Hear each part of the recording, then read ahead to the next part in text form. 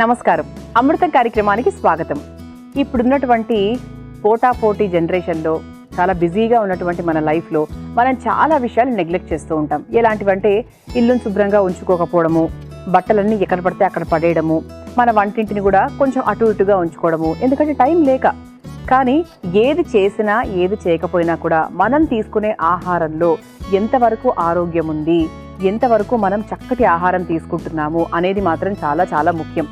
ఎప్పుడు ఏది నెగ్లెక్ట్ చేసినా ఏం పర్వాలేదు, వచ్చే సండే చేసుకోవచ్చు, ఆ వీకెండ్ మనకు సమయం దొరికినప్పుడు చేసుకోవచ్చు. కానీ ఆ రోజు మనం తినే ఆహారం ప్రభావం మన ఒంటి మీద పడిన తర్వాత ఆ వీకెండ్ వచ్చినా మనం ఏం చేయలేం కదా. అందుకేంటి అంటే మనం సాధ్యమైనంత వరకు నూనె తక్కువగా ఉన్నవి, బయట మసాలాలు ఎక్కువగా ఉన్నవి, కొవ్వు శాతం ఎక్కువగా ఉన్నవి తీసుకోకుండా ఉండి మన ఆరోగ్యాన్ని మనమే కాపాడుకుంటూ ఉంటే చాలా చాలా బాగుంటుంది, ఎంత బిజీగా ఉన్నా కూడా. మరి అటువంటి 2 చక్కటి వంటకాలతో ఇవాళ మన అమృతం కార్యక్రమం సిద్ధమైపోయింది. మొదటి వంట నేను తయారు చేయబోతుంది ఏంటో తెలుసా? గోధుమ కిచిడి.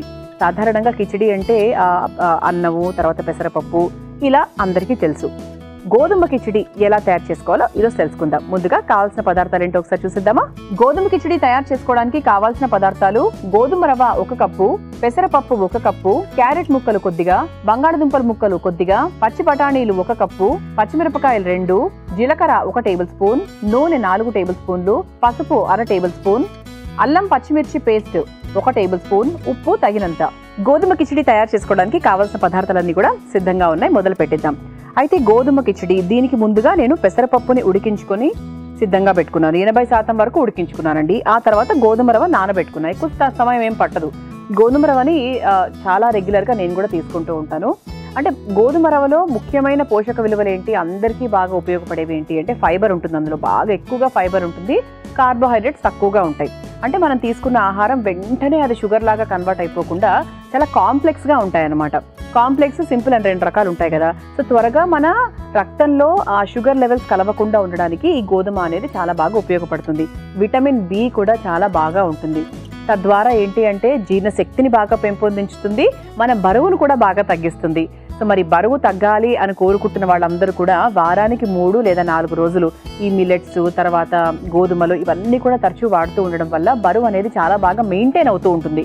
తగ్గడము అంటే బాగా 5 కిలోలు 6 కిలోలు ఒకటేసారి తగ్గకపోవచ్చు, కానీ ఎక్కువ కాకుండా ఉంటారనమాట అది. సో ఇలా ఏంటి అంటే మనకి గోధుమతో చాలా రకాల ఉపయోగాలు ఉన్నాయి. మంచి ప్రోటీన్ కూడా ఉంటుంది కాబట్టి పిల్లలకు కూడా, అంటే పిల్లలకి గోధుమలు పెట్టకూడదు, అన్నమే పెట్టాలి, అయ్యో వాళ్ళకి అన్నంతోనే కదా శక్తి వచ్చేది, ఇవన్నీ మాటలు అస్సలు కరెక్ట్ కాదండి.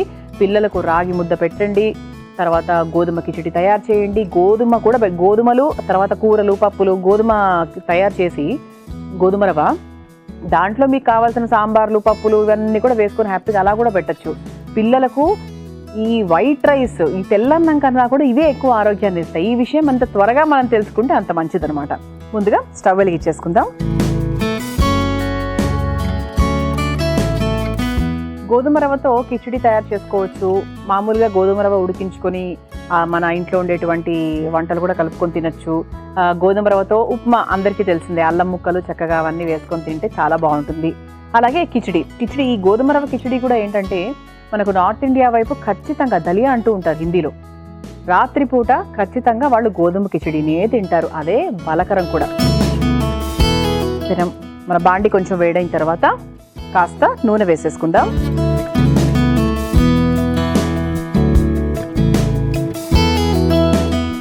నూనె కొంచెం వేడవుతూ ఉండగా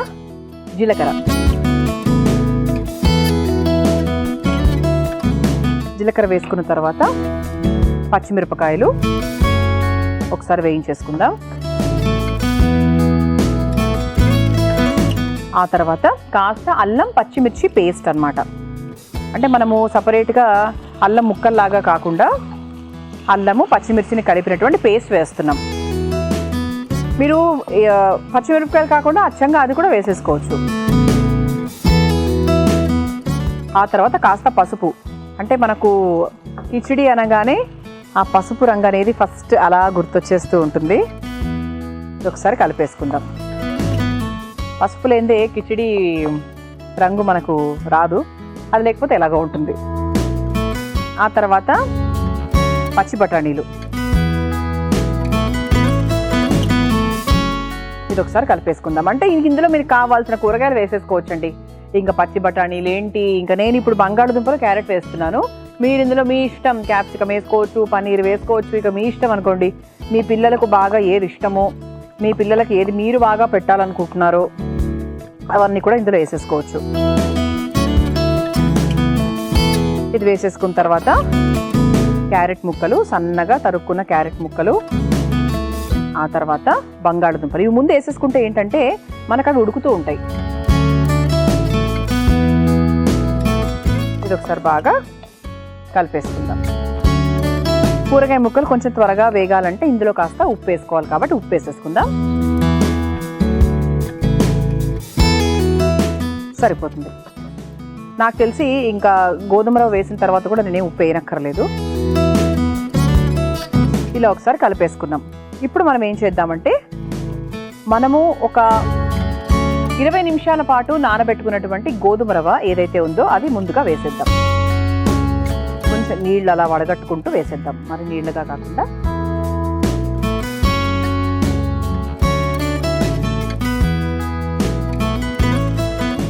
ఆ తర్వాత 80% ఉడికించుకున్నటువంటి పెసరపప్పు. పెసరపప్పు కొంచెం గుజ్జుగా ఉండాలి అంటే పెసరపప్పు కొంచెం ఎక్కువ వేసుకోవాలి. పెసరపప్పు కూడా చాలా త్వరగా ఉడికిపోతుందండి. అంటే మామూలుగా పొంగల్ చేసుకున్నట్టే అనమాట. పొంగల్లో నేను కొంచెం పెసరపప్పు ఎక్కువ వేస్తాను, ఎందుకంటే కొంచెం గుజ్జుగా ఉండడానికి, ముద్దగా ఉండడానికి, అలా మెతుకుల్లా కాకుండా. కలిపేసుకున్నాం కదా, ఇందులో కొంచెం నీళ్లు పోసుకుందాం. మనం కిచిడి కాబట్టి చక్కగా నీళ్లు పోసుకుంటే మంచిగా ముద్దగా తయారవుతుంది. ఇది మీరు ఇదే పద్ధతిని కుక్కర్లో కూడా చేసుకోవచ్చు. కుక్కర్లో చేసుకుంటే కూడా మనకు ఇంచుమించుగా ఇదే, అంటే అప్పుడు మనం సపరేట్గా ఉడికించుకోనక్కర్లేదు. ఇప్పుడు మనం ఉడికిచ్చేసుకున్నాం కాబట్టి ఇలా చక్కగా బాండీలో చేసేసుకుంటున్నాము. ఒకవేళ మీరు ముందుగా ఉడికించుకోలేదు కానీ ఇది మీరు తయారు చేసుకోవాలనుకుంటున్నారు అంటే చక్కగా కుక్కర్ పెట్టేసుకొని ఇదే విధానం చేసేసుకొని ఒక 2 విజిల్స్ లేదా 3 విజిల్స్ పెట్టేసుకుంటే సరిపోతుంది. ఇది మనం ఉప్పు వేసేసుకున్నాము, కారాలు వేసేసుకున్నాము, తర్వాత మనకు కావాల్సిన కూరగాయ ముక్కలు ఇవన్నీ కూడా వేసేసుకున్నాం. సో మంచి చక్కటి ప్రోటీన్ మనకు అందించేటువంటి ఒక వంటకం అని చెప్పొచ్చు, బరువు బాగా తగ్గించేటువంటి ఒక వంటకం అని చెప్పొచ్చు, జీర్ణక్రియను బాగా పెంచే కిచిడి అని చెప్పొచ్చు. ఇలా ఇన్ని రకాల ఉపయోగాలు ఉన్నాయన్నమాట. మీ అందరి కోసం ఈ చిట్కా. మనం ఎడమవైపు పడుకోవడం వల్ల కలిగేటువంటి ఉపయోగాల గురించి ఇప్పుడు మాట్లాడుకుందాం. ఎడమవైపు పడుకోవడం వల్ల మన గుండెకు రక్త ప్రసరణ చాలా బాగా జరుగుతుంది. అలాగే గురక తగ్గుతుంది, మెడ నొప్పి ఇలాంటివి తగ్గుతాయి. అలాగే వెన్ను నొప్పి నుంచి కూడా చాలా వరకు ఉపశమనం కలుగుతుంది. మరి ఈసారి మీరు పడుకునేటప్పుడు ఈ విషయాలను గుర్తుపెట్టుకుని ఎడమ వైపు పడుకోవడానికి ఎక్కువగా ప్రయత్నించండి. చక్కగా నీళ్లు పోసేసుకున్నాం, చూసారా దగ్గర పడిపోయింది, చక్కగా ఉడికింది కూడా. ఆహా, సువాసన కూడా భలే వస్తుందండి. ఇప్పుడు సర్వింగ్ బౌల్లో తీసేసుకుందాం.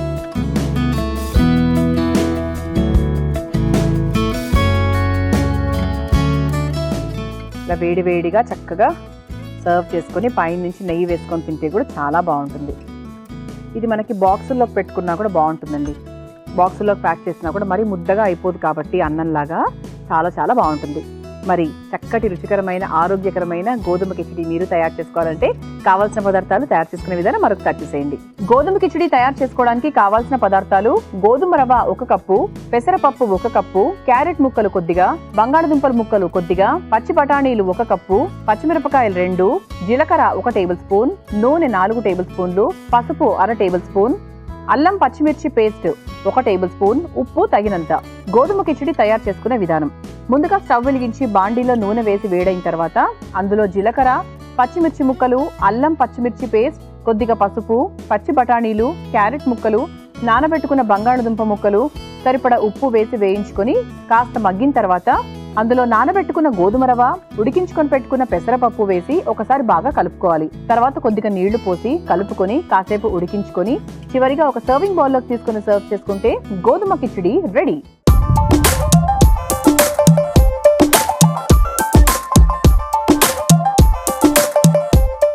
చూసారు కదా గోధుమ కిచిడి ఎలా తయారు చేసుకోవాలో. ఇప్పుడు రుచి చూసి ఎలా ఉందో చెప్తాను.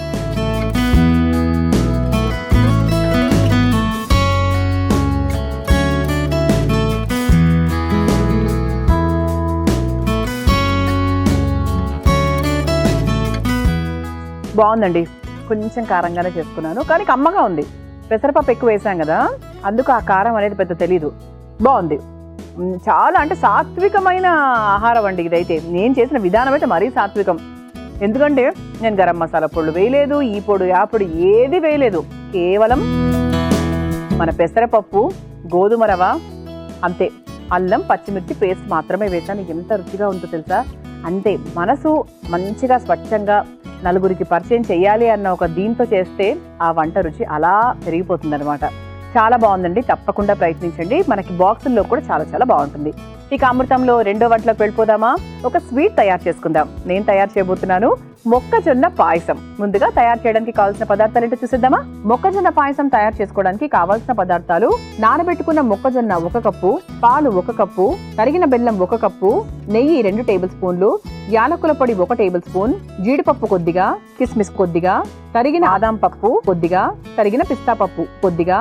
మొక్కజొన్న పాయసం తయారు చేసుకోవడానికి కావాల్సిన పదార్థాలన్నీ కూడా సిద్ధంగా ఉన్నాయి. మొదలు పెట్టేద్దాం. దీనికి ముందుగా మనం మొక్కజొన్నను ఒక 2 గంటల పాటు నానబెట్టుకుంటే మంచిది. 2 లేదా 3 గంటల పాటు, ఎందుకంటే ఇది త్వరగా నానవు కాబట్టి. ఇలా నానినటువంటి మొక్కజొన్న గింజలు ఏవైతే ఉన్నాయో దీన్ని మనం కచ్చా పచ్చాక రుబ్బుకున్న తర్వాత పాయసం విధానంలోకి వెళ్ళిపోదాం. అంటే మనము ఇది యాస్టీస్ గా మనం ఉడికిచ్చిన మొక్కజొన్నని వాడకుండా ఇంకొంచెం రుచి బాగా రావడానికి, ఇంకొంచెం బాగా ఇది కలవడానికి మనం దీన్ని రుబ్బుకొని తీస్తున్నాం అనమాట. రుబ్బుకున్న తర్వాత మనం పాయసం విధానంలోకి వెళ్ళిపోతాం. ముందు రుబ్బుకొని సిద్ధం చేసుకొని తీసుకొస్తాను. ఇదిగోండి, ఇలా చక్కగా కచ్చా పచ్చాగా రుబ్బుకొని తీసుకొచ్చేసాను. ఇప్పుడు మనం ఏం చేద్దామంటే, ఇక పాయసం ముఖ్యమైన ప్రాసెస్ అనమాట. అందరికీ తెలిసిందే, ముందు డ్రై ఫ్రూట్స్ ని మనం చక్కగా నేతిలో వేయించుకొని పక్కన పెట్టుకుంటున్నాం. కాస్త నెయ్యి కాస్త కరిగిన తర్వాత జీడిపప్పు, ఆ తర్వాత పిస్తా పప్పు, బాదాం పప్పు. జీడిపప్పు వేసుకున్న తర్వాత మనం పిస్తా పప్పులు వేసుకున్నాము, ఆ తర్వాత బాదాం తరుగు కూడా వేసేసుకున్నాము, ఆ తర్వాత కిస్మిస్ కూడా వేసేసుకుందాం. ఇది ఒక్కసారి వేయించేసుకుందాం. ముందు ఇది అయిపోతే మనకు అదే బాండీలో అదే నెయ్యితో వేసేసుకోవచ్చు మన పాయసం. మొక్కజొన్న పాయసం ఎంతవరకు ఎవరు చేసుకోకపోతే కనుక ఖచ్చితంగా ప్రయత్నించండి, బాగుంటుంది. అలాగే చాలా ఆరోగ్యకరం కూడా, ఎందుకంటే మొక్కజొన్నలో చాలా మంచి ఫైబర్ ఉంటుంది, బరువు తగ్గిస్తుంది. ఫైబర్ ఎక్కువగా ఉండి ఎటువంటి ఆహార పదార్థమైనా కూడా బరువును బాగా తగ్గిస్తుంది, డైజెషన్ని బాగా పెంచుతుంది, మలబద్ధకాన్ని కూడా చాలా బాగా తగ్గిస్తుంది. అలాగే పాయసం కాబట్టి ఇప్పుడు ఇక వేసవి కాలంలో సాధారణంగా సాయంత్రం అయ్యేటప్పటికి పిల్లలకి ఏదో ఒకటి ఇది కావాలి అది కావాలి అంటూ ఉంటారు. అలా అని వాళ్ళకి బిస్కెట్లు, చాక్లెట్లు ఇవన్నీ ఇవ్వడం కూడా అస్సలు కరెక్ట్ అయిన విషయమే కాదు. ఎప్పుడో ఒకసారి, వారానికి ఒకసారి పర్వాలేదు, కానీ ప్రతిరోజు అంటే చాలా కష్టం. కానీ వాళ్ళు ప్రతిరోజు ఏదో ఒకటి అడుగుతూనే ఉంటారు.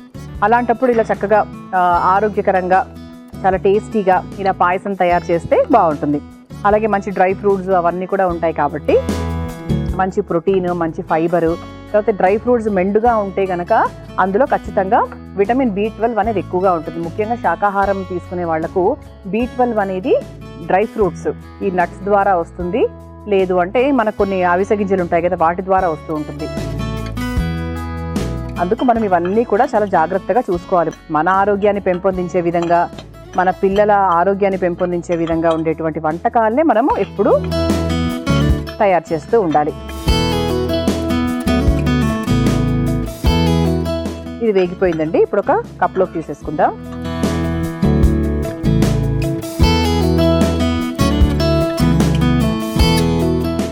ఇది మనం పక్కన పెట్టేసుకుందాం. ఇప్పుడు ఇదే నెయ్యిలో మనము కచ్చా పచ్చాగా రుబ్బుకొని పెట్టుకున్న మొక్కజొన్న గింజలు వేసేసుకుందాం. అంటే కొంచెం ఒక్కసారి వేగుతుంది కదా, అలా అనమాట. మనం ఇంతవరకు వేయించలేదు, నానబెట్టాం. ఆ ఒక్కసారి మనకు నేతిలో వేగితే ఏంటంటే కొంచెం ఆ పచ్చి వాసన ఏదైనా చిరుగా కొద్దిగా ఉన్నా కూడా పోతుంది. ఇది ఒకసారి ఒక 2 నిమిషాల పాటు వేయించుకుంటే బాగుంటుంది. ఇది మనకు మరీ పేస్ట్గా మనం ఎందుకు చేసుకోలేదు అంటే మరీ పాయసం ముట్టి పాలు తాగినట్టుగా ఉంటుంది. అలా కాకుండా చక్కగా కచ్చా పచ్చగా రుబ్బుకున్నాం కాబట్టి మధ్యలో కొంచెం పలుకులు తగులుతూ అది బాగుంటుంది. ఇది మనకు వేగిపోయింది కాబట్టి ఇప్పుడు ఇందులో మనం 1 కప్పు పాలు పోసేసుకుందాం.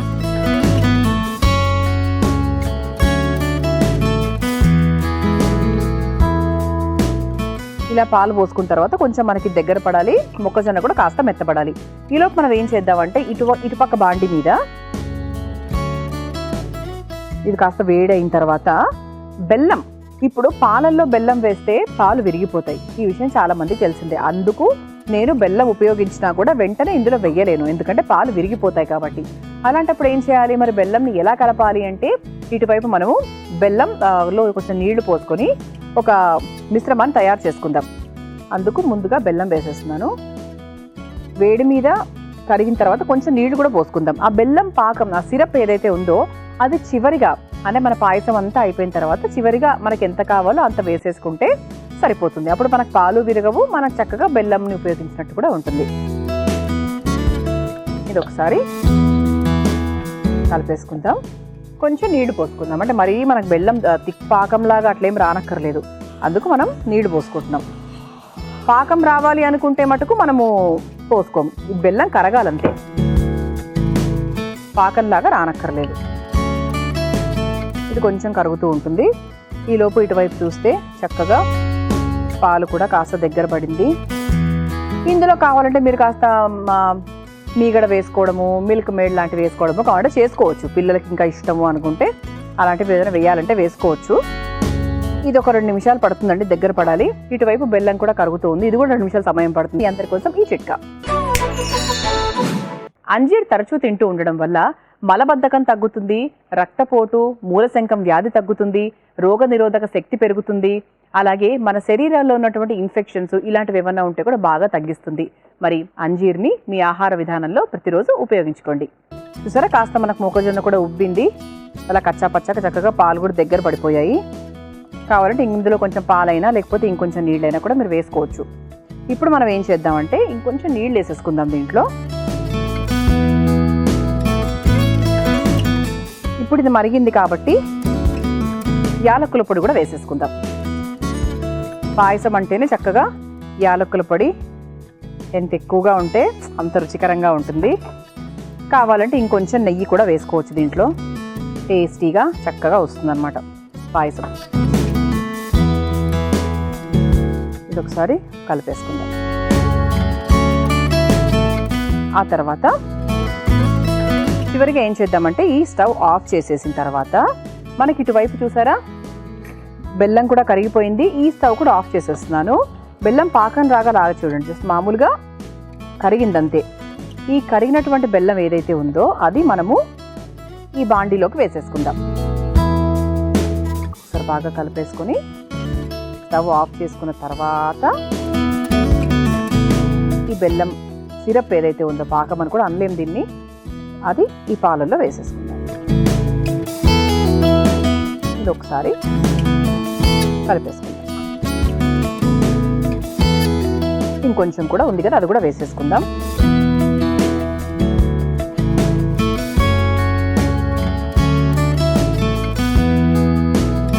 చక్కగా ఒకసారి కలిపేసుకుందాం. రంగు కూడా మారింది చూసారా, రంగు మారింది, కొంచెం దగ్గర పడింది. ఆహా, భలే ఉంటుందండి నాకు తెలిసి. డ్రై ఫ్రూట్స్ని మనం చివరిగా పైనుంచి వేసుకుందాం. కొన్ని వేసేసుకోవచ్చు, కొన్ని మనం పైనుంచి వేసేసుకుందాం.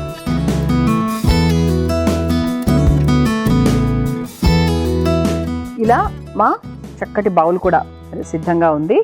ఇప్పుడు దీన్ని ఒక బౌల్లోకి తీసేసుకుందాం. మీకు ఇంకొంచెం పాలుగా కావాలి అంటే మీరు అలా కూడా వేసేసుకోవచ్చండి, అంటే కొంచెం పాలు ఎక్కువగా పోసుకోవాలంతే.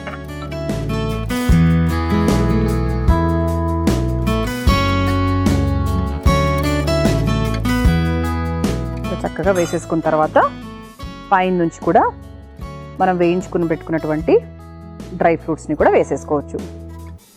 ఇలా చక్కగా పిస్తా పప్పు, బాదం పప్పు, కిస్మిస్, జీడిపప్పులతో ఆహా, ఈ పాయసం అయితే చాలా అద్భుతంగా ఉంటుంది. నేను ఇప్పుడు చెప్పేస్తున్నాను, ఎప్పుడెప్పుడు రుచి చూడాలా అని ఎదురు చూస్తున్నా. అంతకన్నా ముందు ఇది మీరు తయారు చేసుకోవాలనుకుంటే కావాల్సిన పదార్థాలు తయారు చేసుకునే విధానం మరొకసారి చూసేయండి. మొక్కజొన్న పాయసం తయారు చేసుకోవడానికి కావాల్సిన పదార్థాలు: నానబెట్టుకున్న మొక్కజొన్న 1 కప్పు, పాలు 1 కప్పు, తరిగిన బెల్లం 1 కప్పు, నెయ్యి 2 టేబుల్ స్పూన్లు, యాలకుల పొడి 1 టేబుల్ స్పూన్, జీడిపప్పు కొద్దిగా, తరిగిన బాదం పప్పు కొద్దిగా, తరిగిన పిస్తా పప్పు కొద్దిగా. మొక్కజొన్న పాయసం తయారు చేసుకునే విధానం: ముందుగా నానబెట్టుకున్న మొక్కజొన్న గింజలను కచ్చా పచ్చగా రుబ్బుకోవాలి. ఇప్పుడు స్టవ్ వెలిగించి బాండీలో నెయ్యి వేసి కరిగిన తర్వాత అందులో జీడిపప్పు, తరిగిన పిస్తా, తరిగిన బాదాం, కిస్మిస్లను వేసి వేయించుకొని ఒక బౌల్లోకి తీసి పక్కన పెట్టుకోవాలి. తర్వాత అదే బాండీలో రుబ్బుకున్న మొక్కజొన్న మిశ్రమాన్ని వేసి ఒకసారి బాగా కలుపుకొని ఇప్పుడు అందులో సరిపడా పాలు వేసి ఉడికించుకోవాలి. తర్వాత మరో స్టవ్ వెలిగించి అందులో 1 కప్పు బెల్లం వేసి సరిపడా నీళ్లు పోసి ఆ బెల్లం కరిగేదాకా చూడాలి. ఆ తర్వాత ఉడికించుకున్న మొక్కజొన్న పిండి మిశ్రమంలో కొద్దిగా యాలక్కుల పొడి, కరిగిన బెల్లం నీళ్లు కూడా వేసి బాగా కలుపుకోవాలి. ఇప్పుడు అందులో ముందుగా వేయించుకున్న డ్రై ఫ్రూట్స్ ని కూడా వేసి బాగా కలపాలి.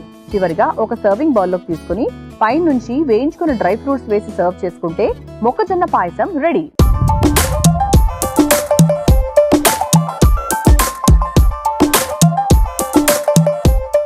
చూసారు కదా మొక్కజొన్న పాయసం ఎలా తయారు చేసుకోవాలో. ఇప్పుడు రుచి చూసి ఎలా ఉందో చెప్తాను.